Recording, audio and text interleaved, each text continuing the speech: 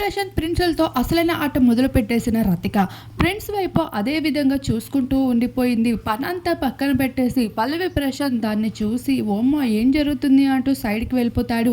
రతిక మాత్రం ప్రిన్స్ని అంతే రొమాంటిక్గా చూస్తూ ఉంటుంది. ప్రిన్స్ తన వైపు చూసి సిగ్గుపడుతూ ఉంటాడు.